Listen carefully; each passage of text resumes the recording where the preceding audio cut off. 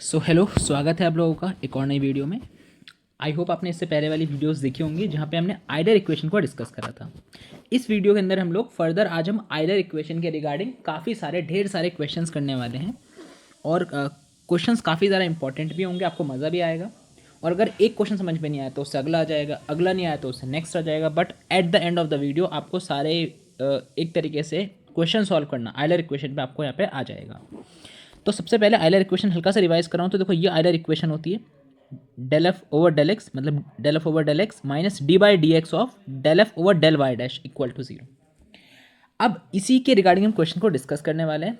हम स्टार्टिंग के 3 question discuss करेंगे जो थोड़े से डिफिकल्ट आप हो सकते हैं, थियोरेटिकली हम देखते हैं इसको, और उसके बाद जो बाकी के क्वेश्चन है वो काफ़ी ईजी होने वाले हैं। तो स्टार्टिंग के 3 क्वेश्चन में आपको दिमाग लगाना पड़ेगा, बाकी के क्वेश्चन काफ़ी ईजी होंगे। तो चलिए बिना देरी करे स्टार्ट करते हैं। तो सबसे पहला क्वेश्चन पढ़ते हैं कि एक पार्टिकल है, एक हैवी पार्टिकल है जो इस पी ए पॉइंट से स्लाइड करना स्टार्ट करा एक वर्टिकल प्लेन के अलॉन्ग। हमें एक ऐसा कर्व निकालना है जिसमें कि वो particle x equal to B line पे शॉर्टेस्ट टाइम में पहुंच जाए। हमें ऐसा कर्व निकालना है। अब देखो, कर्व हमें पता है, कर्व और कुछ नहीं, कर्व तो y is a function of x ही तो होता है, कर्व x पे डिपेंड करता है। तो हमें एक फंक्शनल बनाना पड़ेगा। हमारा मेन काम क्या है, हमें फंक्शनल क्रिएट करना है। अब फंक्शनल एक्स पे डिपेंड करता है, तो हमें कहीं ना कहीं फंक्शनल को क्रिएट करना है। अब कैसे करेंगे उसके लिए देखो, हमारे पास तरीका क्या होता है। पहले हम वेलोसिटी का फॉर्मूला लिखेंगे। वेलोसिटी का फॉर्मूला होता है displacement upon time, D S upon D T. यहाँ से आप डी एस की वैल्यू निकाल लो। डी एस होता है डिस्प्लेसमेंट, जिसको हम लिख सकते हैं आर्क लेंथ के फॉर्मूले से, which is under root 1 plus y dash का होल स्क्वायर।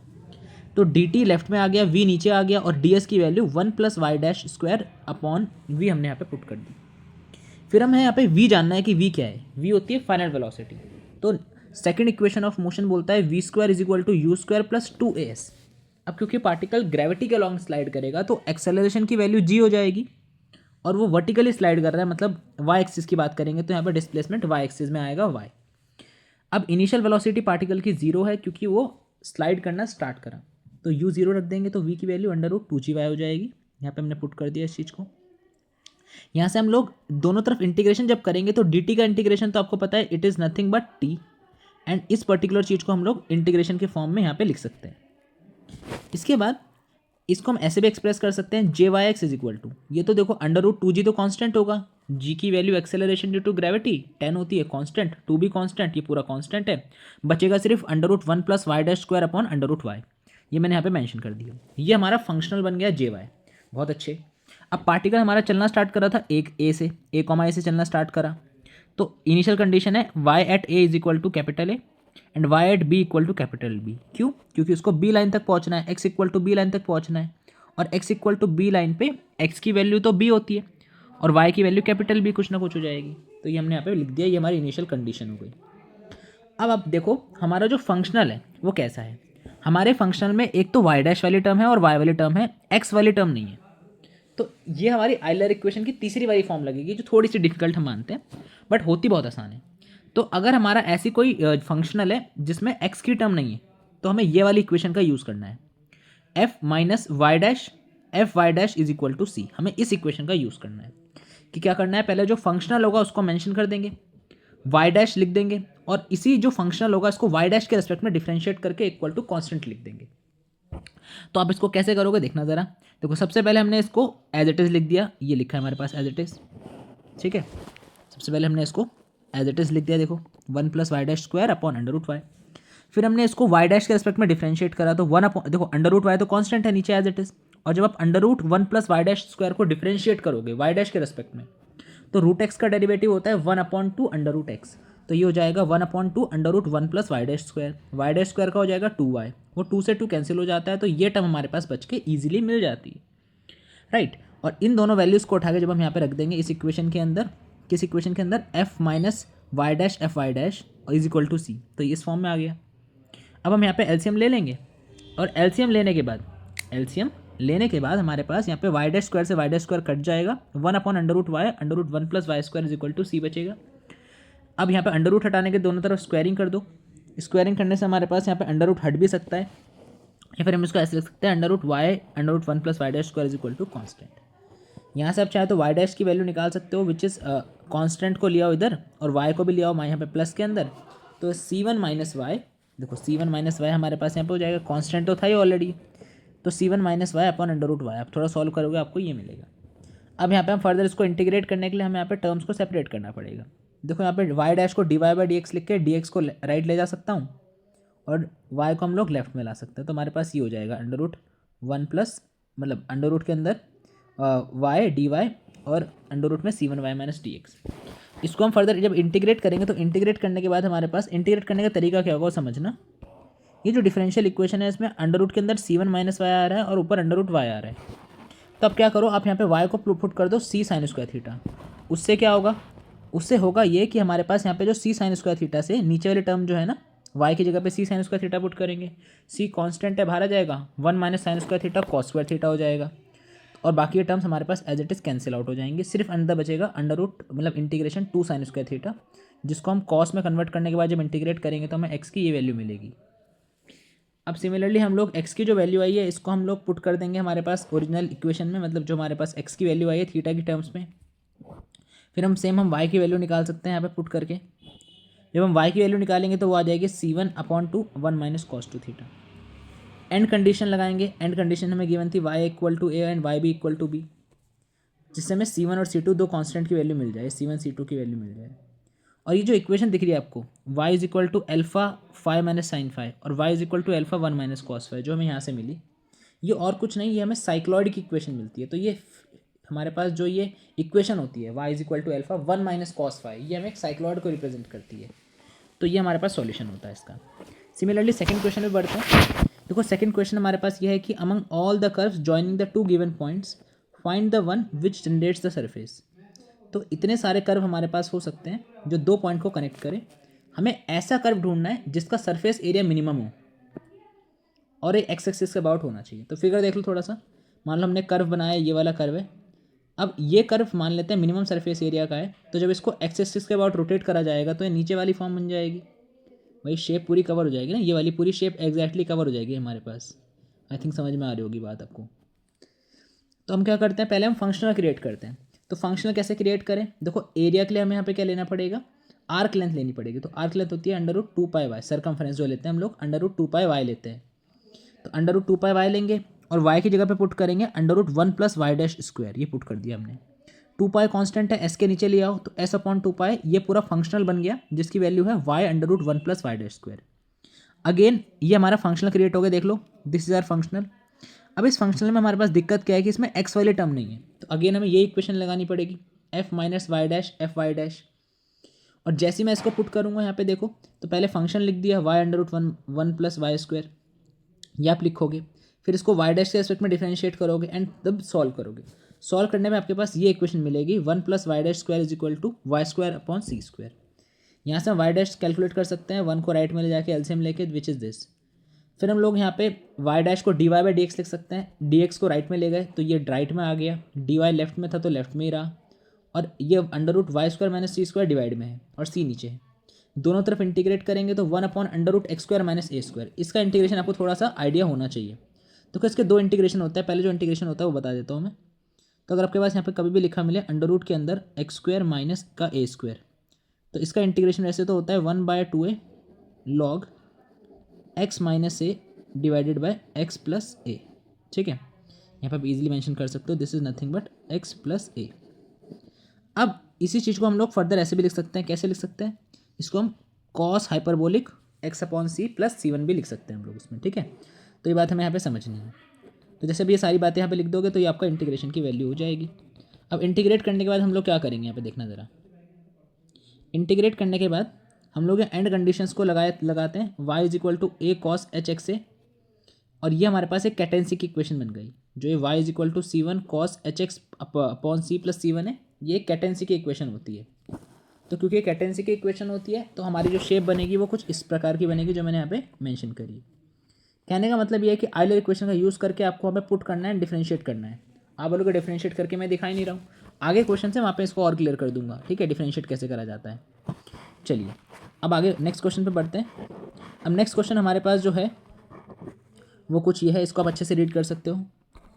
दे रखा है द एक्सट्रीमल, ठीक है, दे रखा है the extremal of the function J Y X integration A to B F X Y 1 + y² dx।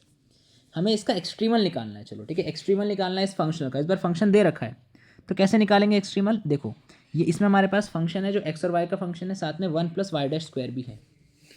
तो अब सबसे पहले हम लोग अपनी आइलर इक्वेशन लिखते हैं जो होती है f y minus D by D x of f Y dash equal to 0। तो पहले फंक्शन को y के रेस्पेक्ट में डिफरेंशिएट करेंगे। तो इसको y के रेस्पेक्ट में डिफरेंशिएट करेंगे तो 1 + y² कॉन्स्टेंट है, एज इट इज आ जाएगा। और इस f को y के रेस्पेक्ट में डिफरेंशिएट करके लिख सकते हैं del f over del y, जिसको हम एफ वाई से डिनोट करते हैं। फिर इसको y डैश के रेस्पेक्ट में डिफरेंशिएट करेंगे तो एफ एक्स वाई तो कॉन्स्टेंट होगा, इसमें तो y डैश वाली टर्म ही नहीं है। और जब √1 + y² को डिफरेंशिएट करेंगे तो आएगा 1/2 √1 + y²। और 2 से 2 कैंसिल आउट हो जाएगा तो ये y डैश अपॉन √1 + y² आ जाएगा इक्वल टू 0। अब हम क्या करेंगे, हम इस वाली टर्म को हम लोग फर्दर हम इसको डिफरेंशिएट करेंगे विद रिस्पेक्ट टू x। तो पहले नीचे वाले का होल स्क्वायर कर देंगे तो पावर 3/2 हो जाएगी। फिर नीचे वाली टर्म लिखेंगे √ वाली टर्म, और हम ऊपर वाले को डिफरेंशिएट करेंगे। तो एफ एक्स वाई का डिफरेंशिएशन करना है x के रेस्पेक्ट में।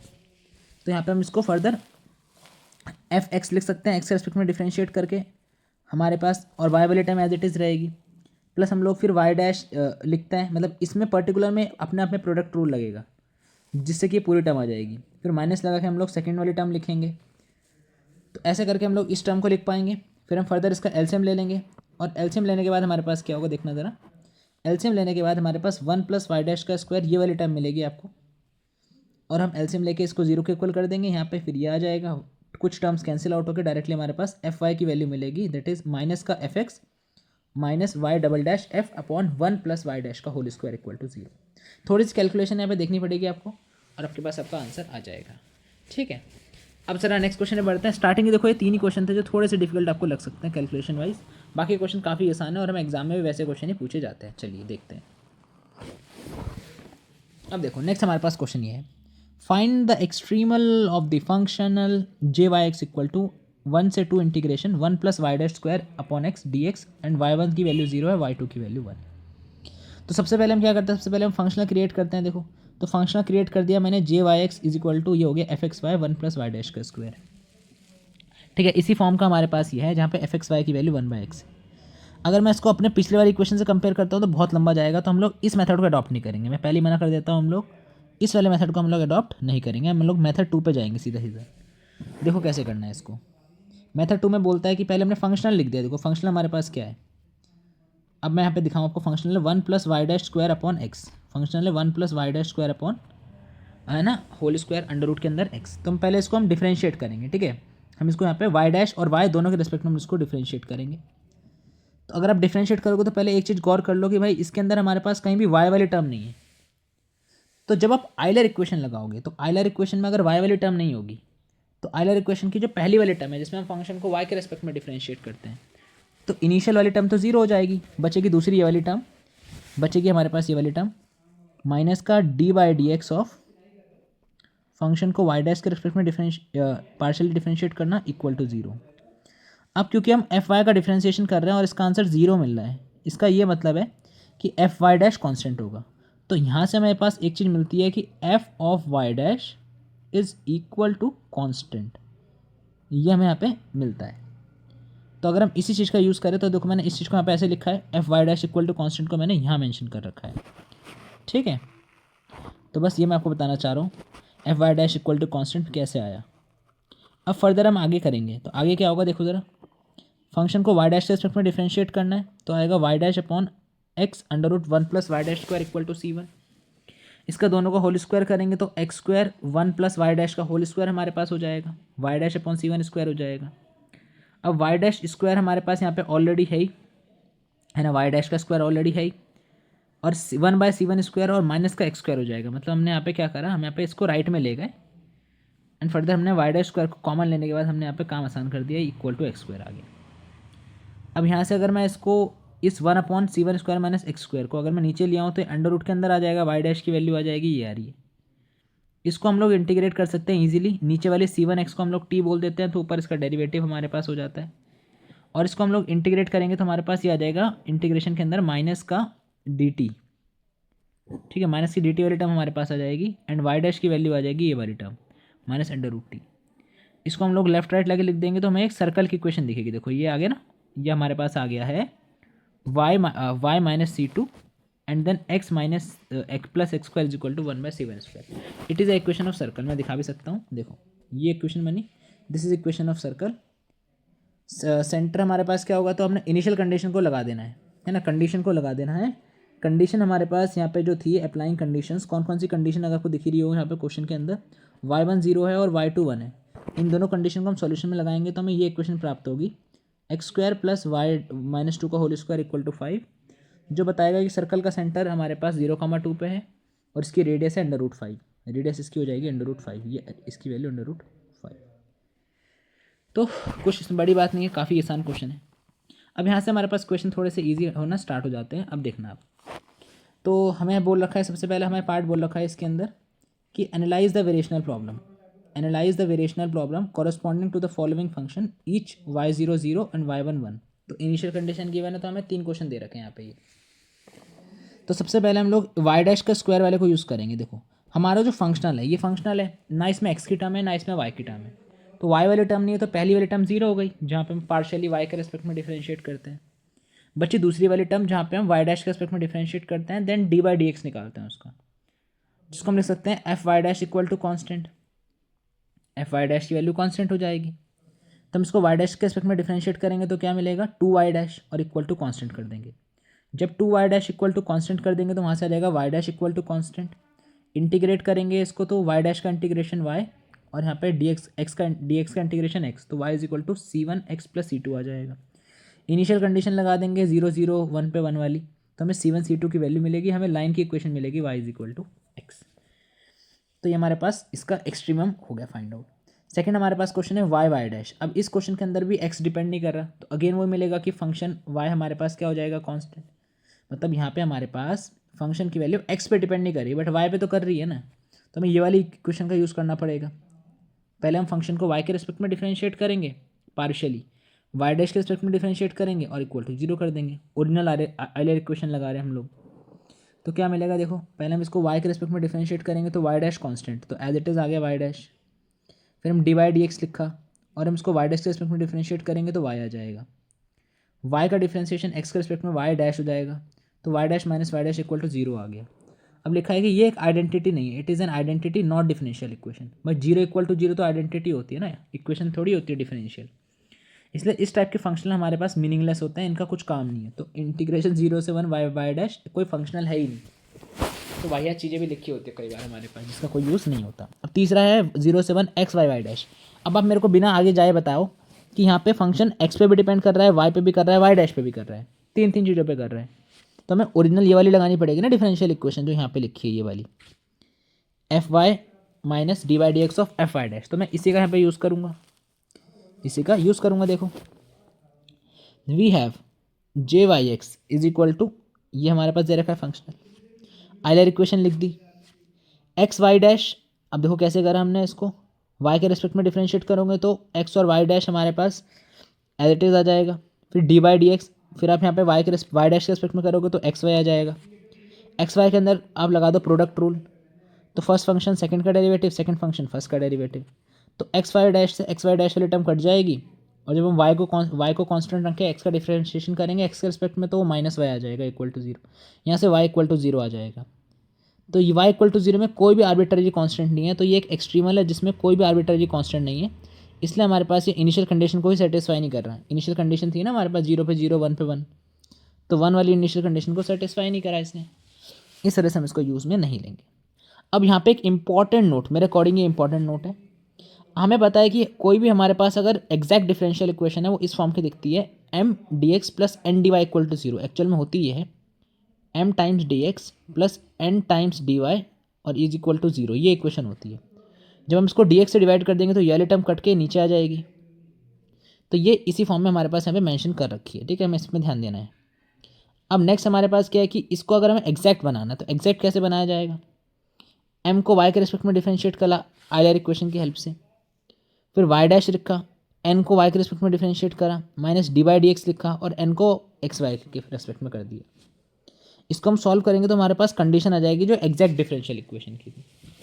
तो अगर कोई भी डिफरेंशियल इक्वेशन लीनियर है y' में और उसको एग्जैक्ट बनना है तो उसको ये होना पड़ेगा कि lm del m by del y minus del n by del x equal to 0, जहाँ पे एम और एन आपको इस यहाँ से मिलेंगे, f is equal to m plus n y dash. ठीक है, आई होप समझ में आपको आया होगा।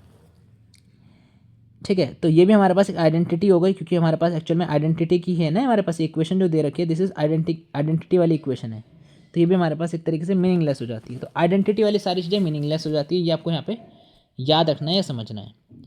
अब मैं यहाँ पे आपको फर्दर आगे कराता हूँ। अब यहाँ से क्वेश्चन थोड़े से आसान स्टार्ट हो गए, देखो कैसे। हमें फंक्शनल देगा, बोलेगा एक्सट्रीमल निकालो। फंक्शनल है Y square y dash square plus 2y sine x. तो देखो तरीका क्या है इसका, पहला फंक्शनल लिख दो, फंक्शनल ये हो गया। आइलर इक्वेशन लिख दो, अच्छा ये हो गई। अब हम आइलर इक्वेशन में पुट करते हैं, पहले y के रेस्पेक्ट में डिफरेंशिएट करते हैं। तो y डैश को कांस्टेंट लेना है, तो y का differentiation 2y, 2 sine X as it is आ जाएगा क्योंकि वो कांस्टेंट है y का 1। फिर D by D x of Y dash के रेस्पेक्ट में डिफरेंशिएट करो, तो वाई स्क्वायर वाली term 0, 2y sine X 0, Y dash का डिफरेंशिएशन आ जाएगा 2y डैश, and then 2 constant Y dash का डिफरेंशिएशन हो जाएगा वाई डबल डैश। हमारे पास इक्वेशन बनी y minus sine x minus y double dash equal to 0, 2 common लेके काट दिया। ये एक सेकेंड ऑर्डर की लीनियर डिफरेंशियल इक्वेशन है जिसके कांस्टेंट कोफिशिएंट है। इसकी ऑक्सिलरी इक्वेशन कैसे बनेगी कि वाई डबल डैश, देखो हमारे पास इक्वेशन एक्चुअल में ये बनी ना, वाई डबल डैश हमारे पास टर्म आई और माइनस वाई आया है ना, is equal to minus sine x आया, ये हमारे पास इक्वेशन बनी है। ठीक है, तो हम इसकी ऑक्सिलरी इक्वेशन जब लिखेंगे तो ये हो जाएगा Y double dash minus y is equal to minus sine x. तो इसकी ऑक्सिलरी इक्वेशन होगी m square minus 1 equal to 0। Y double dash को हम लोग एम स्क्वायर बोल देते हैं वहाँ पे ना, तो यहाँ पे एम की वैल्यू प्लस माइनस 1 आएगी, तो इसका कॉम्प्लीमेंट्री फंक्शन बनेगा c1 ex plus c2 e की power minus x. Particular integral कैसे निकालेंगे हम लोग, तो राइट हैंड साइड में लिखा है माइनस साइन एक्स है ना, माइनस साइन एक्स है राइट में, तो minus sine x divided by जो यहाँ पे डी स्क्वायर प्लस 1 होता है माइनस 1 होता है, जो भी हमारे पास प्लस 1 है माइनस 1 है, हमारे यहाँ पे माइनस 1 है, तो डी स्क्वायर माइनस 1 से डिवाइड। अब हम करते क्या यहाँ पे कि साइन का जो कोफिशिएंट है, जैसे एक्स का कोफिशिएंट यहाँ पे 1 है, तो नीचे डी की जगह पे पुट करते हैं माइनस का 1 का स्क्वायर, मतलब अगर एक्स की कोफिशिएंट 1 होगा तो 1 का स्क्वायर पुट करेंगे। अगर साइन 2x होता तो हम माइनस का 2 स्क्वायर पुट करते। तो जो भी हमारे पास गिवन होगा नेगेटिव लगा के उसका स्क्वायर लगा के हम लोग वहाँ पे डी स्क्वायर की जगह पे पुट करेंगे। तो 1 का स्क्वायर करेंगे तो 1 स्क्वायर आएगा, आगे नेगेटिव लगा के पुट करूँगा तो -1 -1 -2 हो जाएगा और साइन एक्स बाय 2 आ जाएगा। ओवरऑल हमारा टोटल जो सॉल्यूशन होगा वो होगा complementary function plus particular integral, दोनों को ऐड करेंगे तो ये हमारा रिक्वायर्ड एक्सट्रीमल होगा इस प्रॉब्लम का। एक्सट्रीमल निकालने के लिए आइलर इक्वेशन का यूज़ करना है। सेकंड क्वेश्चन ये है जहाँ इंटीग्रेशन ए से b Y square minus Y dash square plus 2y sine x D x. Again हम क्या करेंगे यहाँ पे, हम पहले इसको इसका हम लोग आइलर इक्वेशन लगा के जब सॉल्व करेंगे तो y double dash plus y is equal to minus sine x आएगा। ऑक्सिलरी इक्वेशन बनाने के बाद कॉम्प्लीमेंट्री फंक्शन आप निकाल सकते हो। पर्टिकुलर इंटीग्रल के बारे में बताता हूँ, जब पर्टिकुलर इंटीग्रल लगाएंगे तो ये minus sine x upon D square plus 1 आएगा।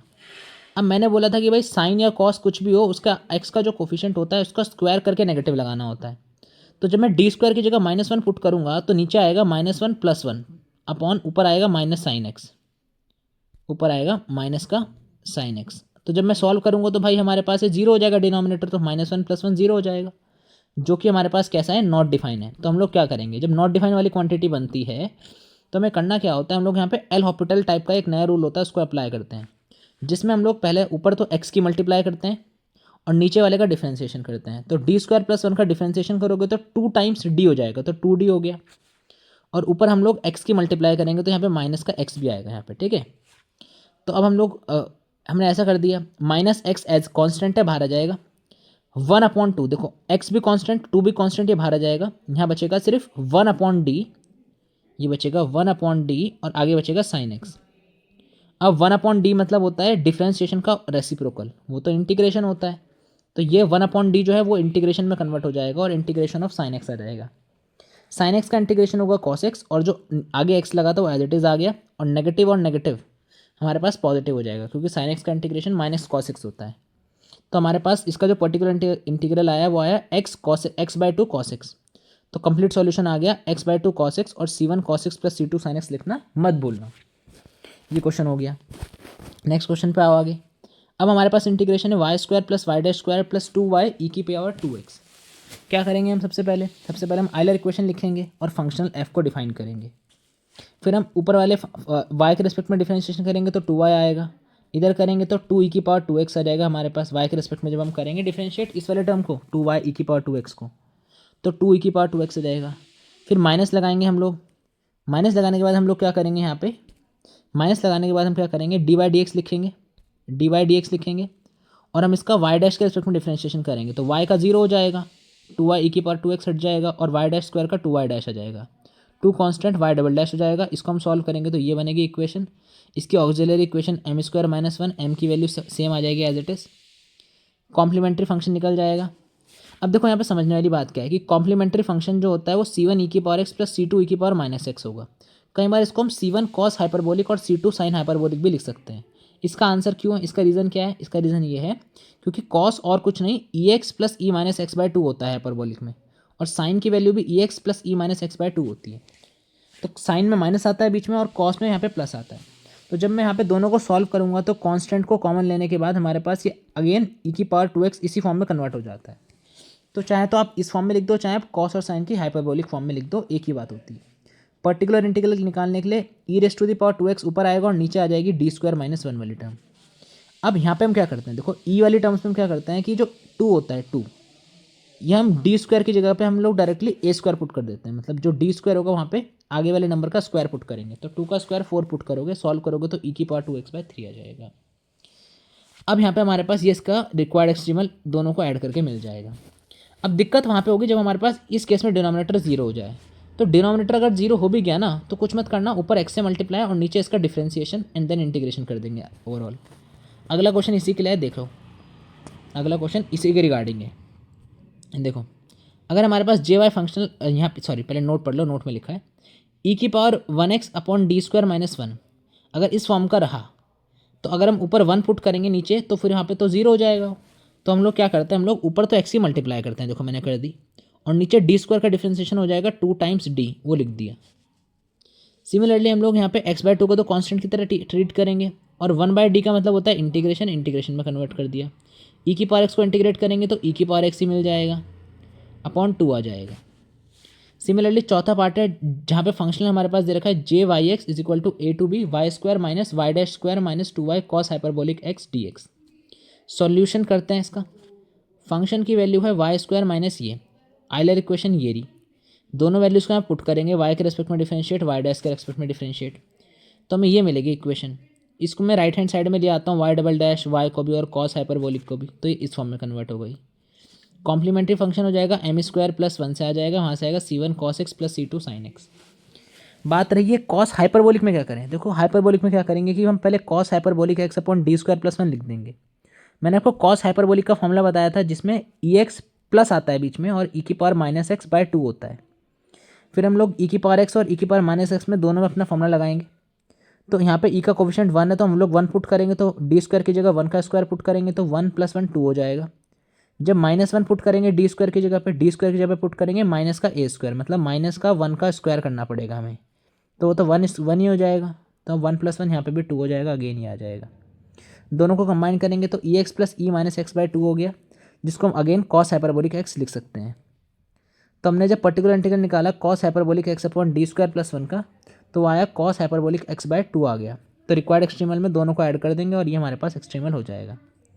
अब यहाँ पे भी सेम वही केस हो सकता है कि अगर हमारे पास यहाँ पे कोई भी एक टर्म हमारे पास जीरो बन रही हो, सपोज यहाँ पे ये डी स्क्वायर माइनस वन होता, तो उस केस में हम ऊपर एक्स से मल्टीप्लाई करते हैं और नीचे इसका डिफरेंशिएशन करते हैं और वन अपॉन डी को इंटीग्रेशन लिख के ई की पावर एक्स को इंटीग्रेट कर देते हैं, यहाँ पे भी सेम काम करते हैं। तो फिर साइन हाइपरबोलिक एक्स आ जाता। तो थोड़ा समझना है हमें कि भाई अगर जीरो बन रहा है तो मैं ऊपर एक्स से मल्टीप्लाई और नीचे डिफरेंशिएशन करना है। तीसरा क्वेश्चन हमारे पास सेकंड लास्ट क्वेश्चन, मतलब एक तरीके सेकंड लास्ट क्वेश्चन है। ए से बी वाई डैश का स्क्वायर अपॉन एक्स क्यूब हमारे पास है, तो फंक्शनल लिख दिया, आइलर इक्वेशन लिख दी। पहले वाई के रिस्पेक्ट में डिफरेंशिएट करेंगे तो जीरो हो जाएगा, इसमें कोई वाई वाली टर्म ही नहीं है। फिर हम वाई डैश के रिस्पेक्ट में डिफरेंशिएट करेंगे तो वन बाय एक्स क्यूब आगे कांस्टेंट है, वाई डैश का डिफरेंशिएशन टू वाई डैश है। तो हम इस चीज़ को डिफरेंशिएट करके जीरो ला रहे हैं, इसका मतलब ये है ना कि अंदर वाली चीज़ कांस्टेंट होगी, तो इसको हम लोग है ना कांस्टेंट के इक्वल रखना है। तो ये मेथड गलत मैंने बताया था, ये गलत मेथड है, यहाँ से देखना। तो हमारे पास अंदर वाली चीज़ की वैल्यू कांस्टेंट हो जाएगी C1, फिर हम यहाँ पे टू को डिवाइड में ले आएंगे तो नया कांस्टेंट C1 बना लेते हैं उसको, तो y dash upon x cube is equal to C1। अब हम यहाँ पे क्या करते हैं, दोनों तरफ हम यहाँ पे इंटीग्रेट कर लेते हैं। इंटीग्रेट करने पे वाई डैश को लिख दो d y by D x और राइट में भेज दो। इंटीग्रेट करने पे x square by four plus C1 plus C2 आ जाएगा और यहाँ पे y आ जाएगा। लास्ट आई होप समझ में आया होगा।